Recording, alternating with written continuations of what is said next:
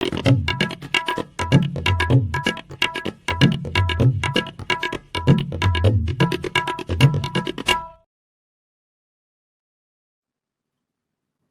और जय श्री राम सभी लोगों को। 2 दिन से पूरे भारत में छावा मूवी की चर्चा चल रही है और इसी को डिस्कस करने के लिए क्या आपको मूवी देखनी चाहिए, नहीं देखनी चाहिए, उसमें सेक्युलरिज़्म है, नहीं है, ये सब चर्चा करने के लिए हमारे साथ है प्रतीक बोराडे जी। प्रतीक जी आपका स्वागत जी, है, राम, राम। हाँ जी, वरुण भाई आपका बहुत-बहुत धन्यवाद मुझे बुलाने के लिए। तो हमने इसका ट्रेलर रिव्यू किया था तब काफ़ी शंकाएँ थी हमारे मन में कि एक तो हिंदवी स्वराज्य को एक्सप्लिसिटली ना बताना, दूसरी बात थी वो संभाजी महाराज को लेज़ीम खेलते हुए दिखाना और वो जो एक डांस उन्होंने दिखाया था। तो ये सब तो जो मूवी है उसमें तो उन्होंने एडिट आउट कर लिया है कि वो डांस भी हटा दिया और बाकी हिंदवी स्वराज्य भी मतलब स्वराज्य जितने बार आता है उसमें से ऑलमोस्ट 3-4 बार तो मैंने सुना कि एक तो ओपनिंग में जो अजय देवगन का पूरा वो मोनोलॉग है उसमें भी आता है और बाद में भी वो जो सीन था ट्रेलर का उसमें भी उन्होंने हिंदवी स्वराज्य ऐड किया है फाइनल कट में। पर ओवरऑल मूवी को देखें तो आपका एक क्या रिव्यू है? जी देखिए, ट्रेलर रिव्यू में जो-जो भी शंकाएँ जताई थी मैंने, एक तो हिंदवी स्वराज्य को लेकर आक्षेप लिया था।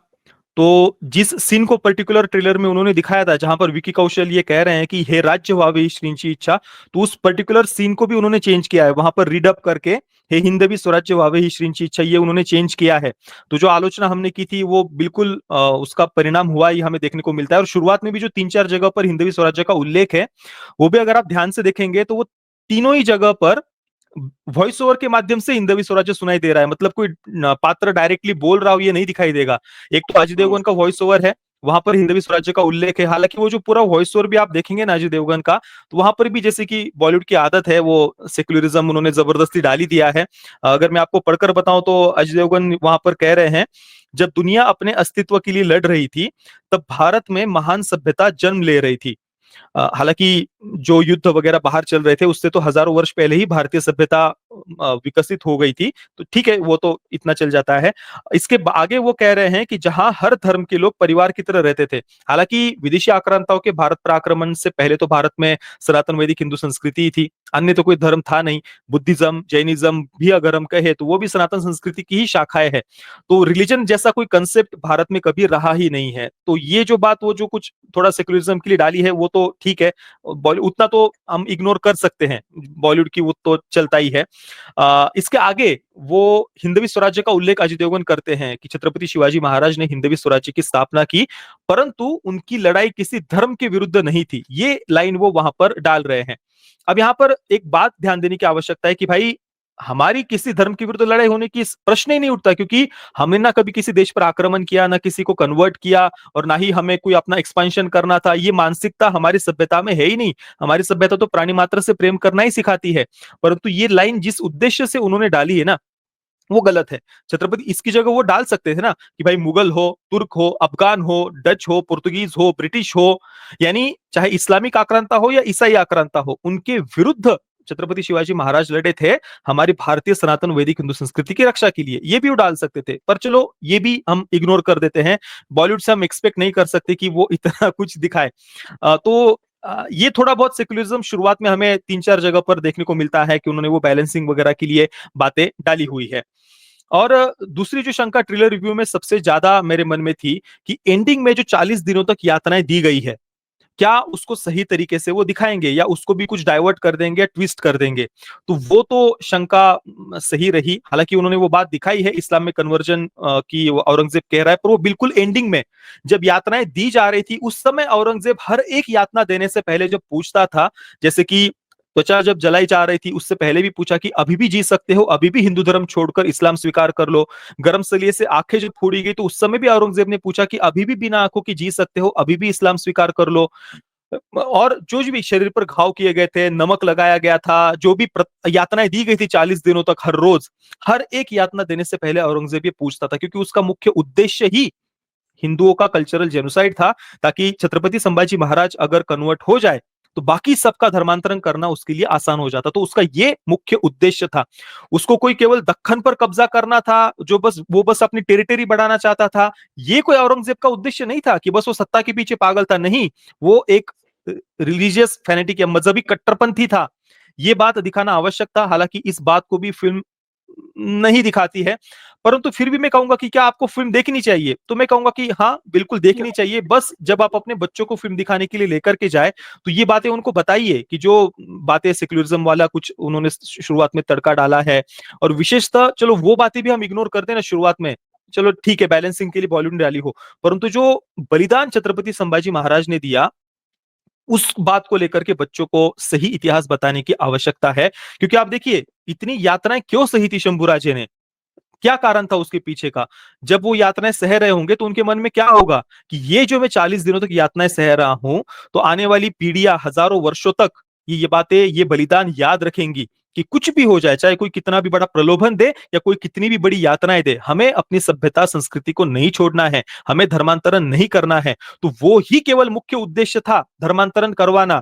तो उस बात को जिस प्रकार से वो दिखाई नहीं रहे, इतनी सारी जो जैसे कि शंभूराज जी के शरीर पर घाव किए तब भी पूछते हुए नहीं दिखाया, नमक लगाया तब भी पूछते हुए नहीं दिखाया, आंखें गर्म सली से फोड़ी गई तब भी पूछते हुए नहीं दिखाया, इसके बाद भी जो यातनाएं दे रहे नहीं पूछा, पूछते हुए दिखाया। बिल्कुल एंडिंग में जाकर के फिर जस्ट जैसे औरंगजेब को पूछना हो इसलिए पूछ लिया कि हमारी तरफ आ जाओ, बस धर्म बदलना पड़ेगा। और इसके उत्तर में भी शंभूराजे थोड़ा सेक्युलरिज्म वाला ही उत्तर देते हैं कि भाई तुम हमारी तरफ आ जाओ मराठा साम्राज्य में, और तुम्हें धर्म भी नहीं बदलना धर्म भी नहीं पड़ेगा। बदलना। तो हाँ, और यहां पर आप देखिए धर्म नहीं बदलना पड़ेगा वाली जो बात ये दिखा रहे हैं ना, मतलब फिल्म मेकर्स के लिए शायद सेक्युलरिज्म की रक्षा करना ज्यादा महत्वपूर्ण होगा सही इतिहास दिखाने की अपेक्षा। पर फिल्म मेकर्स का ईगो महत्वपूर्ण नहीं है कि उन्होंने अपने ईगो को सेटिस्फाई करने के लिए या शंभूराजे को मतलब ये जो संवाद उनके मुंह से वे बुलवा रहे हैं, ये गलत है। क्योंकि अगर उसकी जगह पर आप देखिए जो बिल्डअप लिया जाता ना, जैसे कि हर यातना देने से पहले औरंगजेब पूछता कि अभी भी समय है, इस्लाम स्वीकार कर लो, और हर बार शंभूराजे गर्व के साथ में मुंह तोड़ उसको जवाब देते हुए कहते कि शंभा संभा 1000 बार जिएगा, 1000 बार मरेगा, पर हिंदू धर्म नहीं छोड़ेगा। और हर बार जब ये शंभूराजे उत्तर देते ना, आप सोचिए क्या बिल्डअप लिया जाता वो एंडिंग के सीन में, और किस प्रकार की इमोशंस अंदर वो सीन जगाता। पर वो बात उन्होंने नहीं दिखाई है, उसको जितना सटल वे में टोन डाउन वो कर सकते थे, वो करके थोड़ा सा उसको सेक्युलरिज्म के साथ में ही एंडिंग में उत्तर देते हुए दिखाया है। तो ये मुझे एक बात फिल्म की सही नहीं लगी, बाकी सब तो मैं इग्नोर कर दूंगा। मैं तो कहता हूं कि फिल्म की जितनी प्रोडक्शन वैल्यू थी, जितना बजट था, वो भी कम होता ना तो भी चल जाता। मैं कहता हूं कि इससे भी कम बजट होता तो भी चल जाता, पर एंडिंग वाली बात को थोड़ा सही तरीके से दिखाना चाहिए था। बाकी वो शुरुआत का सेक्युलरिज्म वगैरह, वो तो मैं सच कह रहा हूं कि फिल्म देखते हुए मैंने इग्नोर भी कर दिया था। मैंने सोच लिया था कि चलो ठीक है, वो मैं छोड़ देता हूं, क्योंकि उसके बाद काफी सारी बातें वो सही तरीके से दिखाते हुए जा रहे थे। जिस प्रकार से हिंदू प्रतीकों को, हिंदू सिंबल्स को गर्व के साथ में उन्होंने दिखाया है, वो बात मुझे फिल्म की पसंद आई। अकबर का चित्रण जिस प्रकार से किया है वो भी मुझे पसंद आया। एक समय था बॉलीवुड में जोधा अकबर बना करके अकबर का महिमा मंडन चल रहा था, पर अभी छावा में अगर आप देखेंगे अकबर को जिस प्रकार से ढीला पुला और मतलब वो कास्टिंग मुझे पसंद आई कि कहीं पर भी उसको ग्लोरीफाई उन्होंने नहीं किया है, और उसको एक सपोले के रूप में ही उन्होंने उल्लेख किया है औरंगजेब का कि तू सांप का बच्चा है, सपोला है। तो ये बातें मुझे पसंद आ रही थी, इस कारण से मैंने अंदर सोच भी लिया था कि चलो यार शुरुआत में जो थोड़ा बहुत डाला बैलेंसिंग के लिए इग्नोर कर देते हैं, छोड़ देते हैं। तो मुझे सच कहूं तो मुझे फिल्म पसंद आ रही थी उसके बाद में। बस वो एंडिंग के समय मैं जब देख रहा था ना कि औरंगजेब यातनाएं दे रहा है और वो पूछ ही नहीं रहा, मैं सच कह रहा हूं मेरा खून खोल रहा था अंदर से। मुझे इतना गुस्सा आ रहा था कि भाई ये कब पूछते हुए दिखाएंगे, कब पूछते हुए दिखाएंगे। और फिर एंडिंग में पूछा तो उसके उत्तर में भी शंभूराजे को थोड़ा सा वो बैलेंसिंग वाला ही उत्तर देते हुए दिखाया, ये मुझे पसंद नहीं आया। और ये आप देखिए वो जो शंभूराजे कह रहे हैं कि तुम्हें धर्म बदलने की आवश्यकता नहीं है मराठा साम्राज्य में आना हो, तो आप देखिए नेताजी पालकर और भी कई लोगों की घर वापसी शंभूराजे ने करवाई थी। हालांकि उस समय थोड़ा बहुत विरोध भी हुआ था कि भाई वेदों में इस प्रकार का कोई व्यवस्था नहीं है कि हम किसी की घर वापसी कैसे करवाए, क्योंकि हमारी सभ्यता में बिलीवर्स नॉन बिलीवर्स ऐसा कंसेप्ट कभी रहा ही नहीं है कि हम किसी को कन्वर्ट करें या किसी नॉन बिलीवर को फिर से हिंदू बनाए। इस कारण से ऐसी कोई व्यवस्था नहीं है, ये उस समय चर्चा हुई थी। परंतु छत्रपति शिवाजी महाराज और शंभूराजे इन्होंने खुलकर घर वापसी का समर्थन किया था कि व्यवस्था नहीं हो तो हम बनाएंगे और घर वापसी करेंगे, अगर आना हो वापस हिंदवी स्वराज्य में तो घर वापसी कर कर ही आना होगा। तो ये शंभूराजे के विचार थे, पर यहां पर तो डायरेक्टर को शायद अपना ईगो सेटिस्फाई करने के लिए उन्होंने वो बैलेंसिंग की, वो मुझे सही नहीं लगा। और ये सिर्फ इस्लाम से नहीं, मतलब गोवा में भी जो पोर्तुगीज का हो बिल्कुल रहा था बिल्कुल। कन्वर्जन, उसके उसके विरुद्ध भी शिवाजी महाराज और संभाजी महाराज दोनों ने आवाज उठाई थी। और ये तो हिस्टोरिकल रिकॉर्ड्स है कि शिवाजी महाराज ने वहाँ के जो क्रिश्चियन प्रीस्ट थे, फादर्स थे, उनको धमकी दी थी कि अगर आप यहाँ पे कन्वर्ट करोगे तो फिर आपके साथ भी हमें वैसा ही व्यवहार करना पड़ेगा। बिल्कुल, और पर कुछ ये पादरियों के सर भी काटे गए थे। ये भी सर भी मैंने काटे गए थे मुझे गोवा अभी में। वो हाँ? जी। हाँ, गोवा में सर काटे थे। कुछ 2-3 प्रीस्ट थे, उनको बार-बार वार्निंग देने के बाद भी वो नहीं माने थे, तो उनके सर काटे थे शिवाजी महाराज ने। बिल्कुल, मुझे रेफरेंस पक्का याद नहीं आ रहा कि किसके क्या, लेकिन उनके सर काटे गए थे मिशनरियों के। और यही नहीं, अभी हाल ही में एक मंदिर का जीर्णोद्धार भी हुआ है, जो उस समय पोर्तुगीजों के द्वारा तोड़ा गया था गोवा में। महादेव भगवान शिव जी का मंदिर है, आपको अगर मंदिर का नाम याद आ रहा हो तो बताना। वो मंदिर का जीर्णोद्धार भी हुआ, अभी 2 वर्ष पहले की न्यूज है, उसका जीर्णोद्धार हुआ। मोदी जी ने और अमित शाह जी ने उसका उल्लेख भी किया था, कुछ ट्वीट भी उन्होंने किया था उस मंदिर के जीर्णोद्धार को लेकर के। तो ये तो पूरा इतिहास है हमारा। ये जो बातें कह रहे हैं ना कि मतलब किसी धर्म के विरुद्ध लड़ाई नहीं थी, वो तो मैंने कहा कि हमारी वो मूल भावना ही है हमारी सभ्यता की, कि हमको किसी से लड़ना नहीं था, किसी को कन्वर्ट नहीं करना था। परंतु ये भी तो सच है ना कि जो इस्लामिक और ईसाई आक्रांताओं ने भारत पर आक्रमण किए और उनका मुख्य उद्देश्य ही हिंदुओं का कल्चरल जेनोसाइड था, उनसे उन्होंने छत्रपति शिवाजी महाराज और संभाजी महाराज ने अपनी सभ्यता संस्कृति की रक्षा के लिए उन्होंने युद्ध किया था। और ये उसके पीछे का मुख्य कारण था, वे देव देश और धर्म के लिए लड़े थे। तो ये थोड़ा सा जो बातें उन्होंने बैलेंस की है तो ठीक है, परंतु मैं यहां तक मैं फिर भी कहूंगा कि हम जोधा अकबर से छावा तक पहुंचे हैं, और ये आलोचना का ही परिणाम है कि इतना बदलाव हमने देखा है। तो आज बॉलीवुड की अवस्था यह है कि उनकी फिल्में चल नहीं रही है, इंडस्ट्री के बहुत खराब हालात है, और इस कारण से ना चाहते हुए भी इस प्रकार की फिल्में उन्हें बनानी पड़ रही है। हालांकि सामने वो सब्जेक्ट अच्छा रख रहे हैं, पर उसके आड़ में थोड़ा सा अपना ही ज्ञान अभी भी वो देने का प्रयास कर रहे हैं। पर अभी भी अगर हम आलोचना करेंगे तो भविष्य में और बदलाव हमें देखने को मिलेंगे।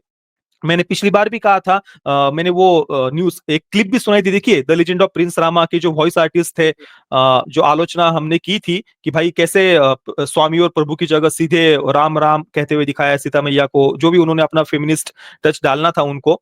तो मैंने तब भी आलोचना की थी, तो वॉइस आर्टिस्ट को रीडअप करना पड़ा था, बाद में फिर से उन्होंने डबिंग करके वो सारे डायलॉग्स चेंज किए।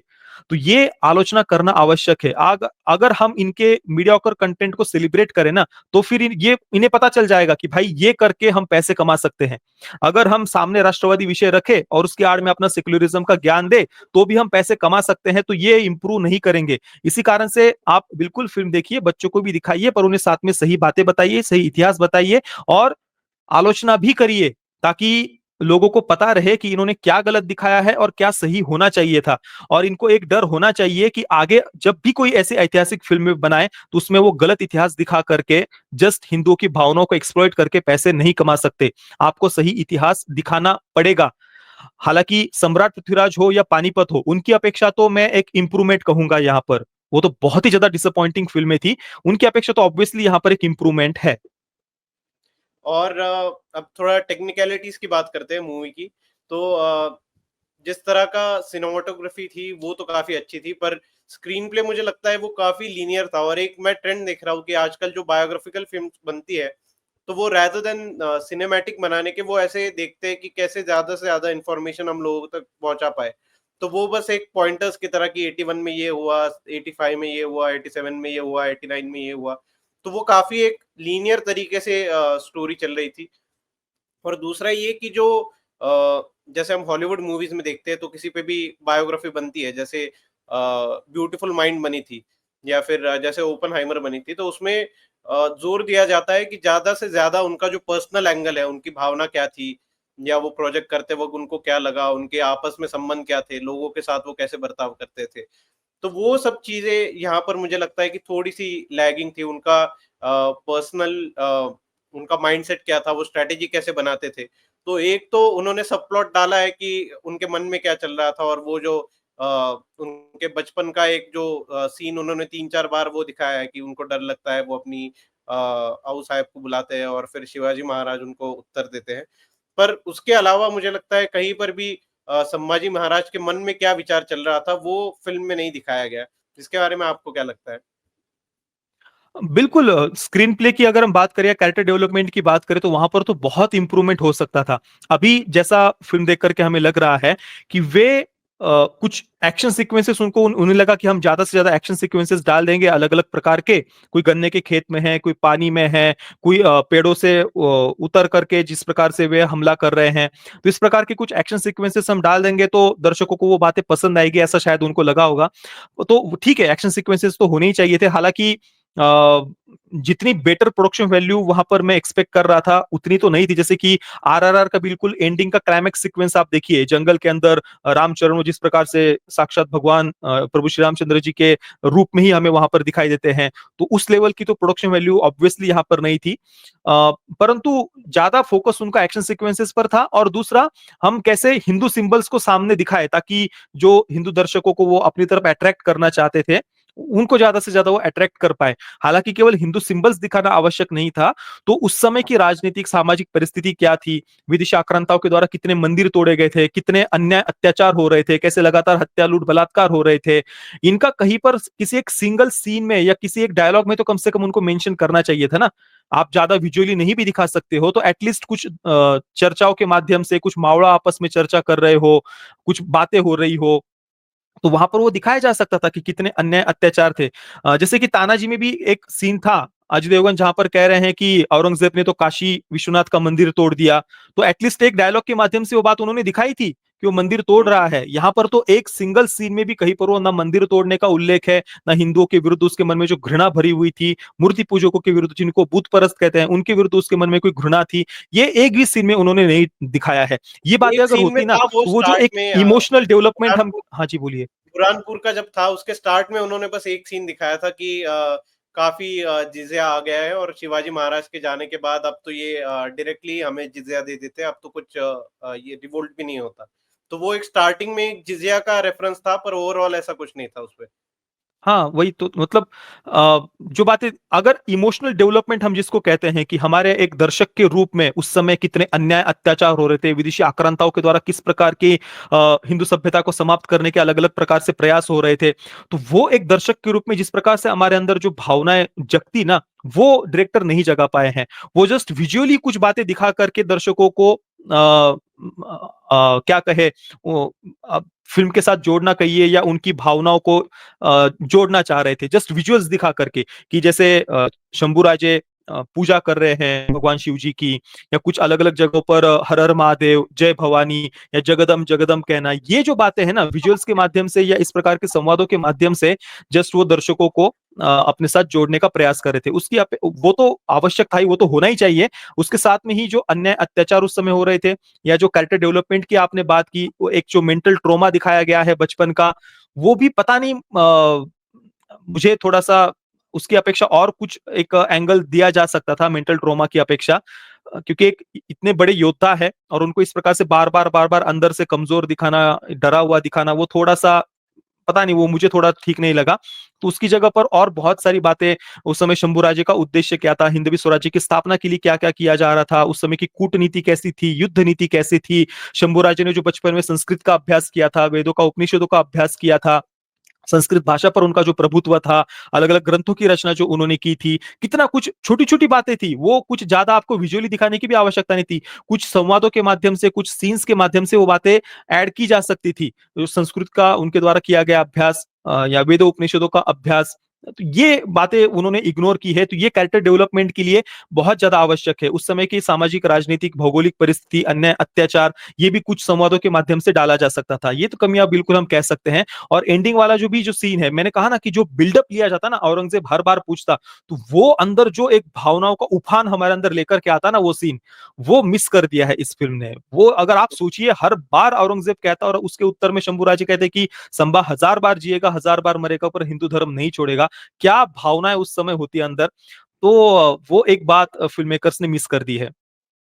और जैसे कि हम बात कर रहे थे कि संभाजी महाराज संस्कृत जानते थे और ऑलमोस्ट पंडित ही थे। वो काफ़ी उनके जब तक वो बड़े हुए तब तक वो ये तो रिटन रिकॉर्ड में है कि संभाजी महाराज जब भी उन्हें फ्री टाइम मिलता तब वो संस्कृत का लिटरेचर पढ़ते। और उन्होंने जो राम सिंह को पत्र भी लिखा था वो भी संस्कृत में था। जब उन्होंने कहा था राम सिंह को, ये फ़िल्म में नहीं दिखाया गया है कि आप तो हम हिंदू एक साथ आते हैं और हिंदवी स्वराज्य के लिए ये करते हैं, आप मुझे समझ में नहीं आ रहा कि आप अपने धर्म को ऐसे साइडलाइन करके आप औरंगज़ेब के साथ कैसे जा सकते हैं, जहाँ पे आप देख रहे हैं कि यहाँ पे हिंदुओं पे इतना अमानुष अत्याचार हो रहा है। तो आपको तो हिंदुओं के साथ रहना चाहिए। ये उन्होंने जो पत्र लिखा था राम सिंह को, वो भी संस्कृत में था और ये शायद मैंने किसी रिकॉर्ड में पढ़ा था कि ये उनके ही स्वतः के हस्ताक्षर में उन्होंने ये राम सिंह को लिखा था। तो ये सब तो कुछ दिखाया नहीं गया है। और दूसरी बात, जो डायलॉग्स थे या जो लिरिक्स थे, उसमें भी मुझे लगता है कि कहीं वो संस्कृत या जो मराठी टच आना चाहिए था, वो हुँ। आने की जगह वहाँ पे भी जो पृथ्वीराज में यहाँ पे प्रॉब्लम थी, सम्राट पृथ्वीराज मूवी में, कि ये उर्दू का ज़बरदस्ती यहाँ पे दिल है, जान है, ये वो, और जो लिरिक्स भी है, सॉन्ग्स भी है, उसमें भी हमें ये देखने को मिलता है। जो कंपेयर करें हम तानाजी मूवी के साथ, तो वहाँ पे एक जो मराठी फ्लेवर था, वो गानों में भी दिख रहा था, डायलॉग्स में भी दिख रहा था। पर यहाँ पे वो थोड़ा-सा उर्दूआइज़ेशन हो गया है डायलॉग्स का भी और लिरिक्स का भी। इसके बारे में आपको क्या लगता है? बिल्कुल, ये तो मैंने जब वो जाने तू सॉन्ग आया था ना, वो इतना वियर्ड और विचित्र सॉन्ग है, उसके अगर मैं शब्द आपको पढ़कर बताऊँ, जाने तू जानू मैं, मेरी जा तू ही है, मेरी जा तू है, तू थी, हाँ तू है, तेरे होठों होठों पे वादे तेरे, चैन जैसा तेरा ख्याल, क्या दर्द है, क्या चोट है, तेरे ख्याल में हूँ, मुझको ना होश है, तू साथ है लहू में खुशी, मैंने ना टूटना, मैं वादा हूँ तुम्हारा। मतलब ये क्या है? आप किसी बॉलीवुड की रोमांटिक फिल्म का सॉन्ग लिख रहे हैं क्या? और जो आपने तानाजी फिल्म का उल्लेख किया, उसके सॉन्ग सच में अच्छे थे। इवन आप आरआरआर के सॉन्ग्स देख लीजिए, बाहुबली के सॉन्ग्स देख लीजिए, बाहुबली 2 के सॉन्ग्स देख लीजिए। इवन ओरिजिनल तेलुगु सॉन्ग्स को डब किया है उन्होंने, डब्ड वर्जन है, परंतु डब्ड वर्जन में भी सॉन्ग्स के लिरिक्स कितने बढ़िया थे, कितना संस्कृतनिष्ठ हिंदी का उन्होंने उपयोग किया था। तो यहाँ पर तो आप जाने तू जैसा सॉन्ग, ये लिरिक्स पढ़कर आदमी तो मतलब क्या सोचेगा, किस फिल्म के लिरिक्स लिख रहे हैं आप? तो वो तो बहुत बड़ी गलती मैं कहूंगा कि एक बैकग्राउंड म्यूजिक भी आप देख लीजिए, जो गन्ने के खेत में जो युद्ध का सीन है, आप वहां पर बैकग्राउंड में क्या चल रहा है आप देखिए, आइलो आइलो आइलो आइलो, पता नहीं वो आइलो आइलो क्या था। इसके बाद में वो पानी के अंदर से जब वो बाहर निकल रहे हैं, उस समय क्या था वो, सनननना सनननना, वो बहुत वियर्ड लग रहा था। ओवरऑल बैकग्राउंड म्यूजिक हमें डिसअपॉइंट करता है। उन्हें थोड़ा सीखना चाहिए, चाहे तानाजी भी हो या बाहुबली, आरआरआर के डब्ड सॉन्ग्स ही देख लीजिए हिंदी के, उनमें भी किस प्रकार की संस्कृतनिष्ठ हिंदी का उपयोग किया है। तो वो सब बातें तो यहाँ पर बिल्कुल मिस दिखाई देती है। हालांकि सम्राट पृथ्वीराज में कुछ एक्सट्रीम लेवल की उर्दू हमने सुनी थी, यहाँ पर हालांकि थोड़ा सा उससे कम मैं कहूंगा, उर्दू तो थी ही, परंतु उसकी अपेक्षा थोड़ा सा कम उर्दू का उपयोग किया गया था। पर बॉलीवुड की आदत है उनको सेक्युलरिज्म भी डालना है, बस मतलब हिंदुओं की भावनाओं को एक्सप्लॉइट करना है, उनसे पैसे चाहिए इनको। पर हम जैसे चाहे वैसे हम सेक्युलरिज्म भी डालेंगे, अपनी तरीके से इतिहास को भी तोड़ेंगे मरोड़ेंगे, ट्विस्ट करेंगे बातों को, पर साथ में ही फिर इमोशनल ब्लैकमेल भी करेंगे लोगों को कि भाई कभी के अभी तो कहीं पर बनी है, तुम कैसे इसको विरोध कर रहे हो। भाई हमने कभी विरोध नहीं किया, फिल्म नहीं बनाओ, उल्टा आप लोग ही जोधा अकबर बना रहे थे, हमने थोड़ी कहा था कि आप मत बनाओ। ये तो बॉलीवुड बॉलीवुड ही खुद नहीं चाह रहा था। तो आज जो फिल्म बना रहे हैं, तो ये उपकार की भाषा जो की जा रही है ना, जैसे कि बॉलीवुड ने बहुत बड़ा उपकार कर दिया हो, तो ये उपकार की भाषा नहीं करनी चाहिए बॉलीवुड को, कि जैसे हमने तो बड़ा उपकार कर दिया बना करके, तुम कैसे आलोचना कर रहे हो। नहीं, आलोचना तो होगी, तुमने बनाई है अच्छी बात है, पर इसमें इंप्रूवमेंट कहाँ कहाँ हो सकती थी, ताकि आगे आने वाले जो फिल्म मेकर्स है वो ये बातें ध्यान में रखे, तो ये बोलना आवश्यक है। और म्यूजिक के लिए मुझे लगता है कहीं न कहीं अजय अतुल एक बेटर चॉइस हो सकती थी rather than A R Rahman. पर शायद डायरेक्टर ने एक बड़ा नाम लेने के लिए ए आर रहमान को लिया, और मुझे तो बैकग्राउंड स्कोर कहीं न कहीं वो काफ़ी जोधा अकबर के स्टाइल में मिलता-जुलता लग रहा था, कि ये ऐसा लग ही नहीं रहा था कि कोई मराठा योद्धा की फ़िल्म है, तो उसमें जो मराठी एलिमेंट चाहिए था म्यूजिक में, वो कहीं पे भी नहीं था। वो जहाँ पे भी देखो थोड़ा-सा वो इस्लामिक टच ही आ रहा था म्यूजिक में। और जो औरंगज़ेब के लिए भी जो बैकग्राउंड स्कोर देना चाहिए था, उसमें वो जो लगना चाहिए कि वो एक हिंसक व्यक्ति है, वो एक हम्म। क्रूअल आदमी है, तो वो वैसा कहीं पे भी नहीं लग रहा था। और वही वही जो रिपिटेटिव म्यूज़िक था, वो जब भी औरंगज़ेब स्क्रीन पे आता था, वो सेम म्यूज़िक बज रहा था वहाँ पे। तो उसमें कोई भी ऐसा क्रिएटिव मुझे नहीं लगा। और जो गाने भी हैं, तो वो एक नरसिंह जो गाना है, उसके अलावा मुझे नहीं लगता कोई भी गाना ऐसा इम्पैक्टफुल है कि ऑडियंस मूवी देखने के बाद भी वो उनको याद रहे गाना, या फिर वो एक जो मूवी के बाद भी वो पॉपुलर रहे। जैसे तानाजी के काफ़ी गाने थे, जो म्यूज़िक है वो तो अब तक पॉपुलर है, तानाजी का जो उनका जो थीम म्यूज़िक था। पर ये मुझे नहीं लगता कि छावा का म्यूज़िक उतना इम्पैक्टफुल था, या फिर बैकग्राउंड स्कोर भी कहीं पे भी इम्पैक्टफुल लगा मुझे। बिल्कुल बैकग्राउंड म्यूजिक तो हर प्रकार से हमें डिसअपॉइंट करता है। सॉन्ग्स भी आपने जो कहा कि हे नरसिंह जो वो सॉन्ग था वो एक सुनने में अच्छा है, वो थोड़ा याद भी रहता है कि चलो हमने कुछ ऐसा सुना था। परंतु बाकी तो सभी के सभी सॉन्ग्स हो, बैकग्राउंड म्यूजिक हो, वहां पर फिल्म हमें पूरी तरीके से डिसअपॉइंट करती है। और जो बात मैंने कही, कुछ लोग ये आक्षेप ले रहे थे कि भाई प्रेम दिखाने से क्या समस्या है।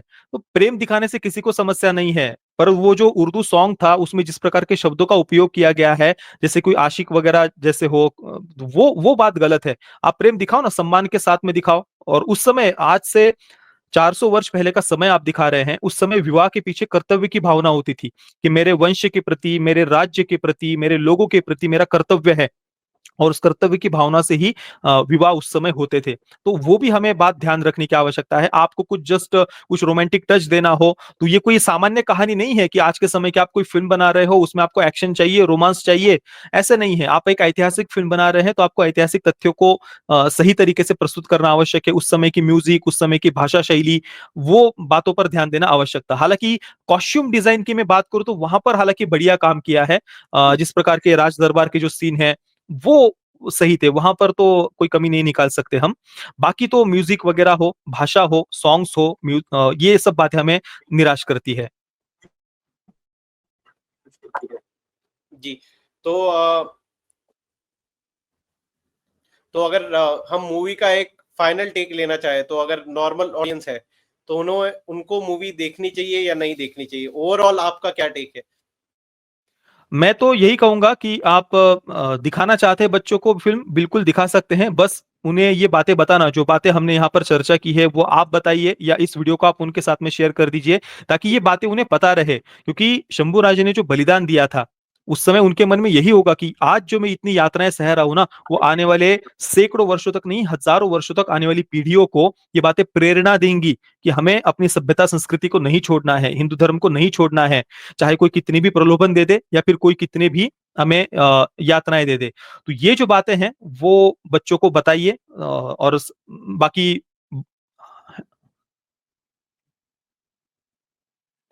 Hello, hello. आवाज आ रही है आपको? जी, जी। हाँ, हाँ, आ रही है, आ रही आप आपका विजुअल चला गया है मतलब। है। 1 मिनट, यहाँ पे कुछ टेक्निकल ग्लिच है, आप कंटिन्यू कीजिए।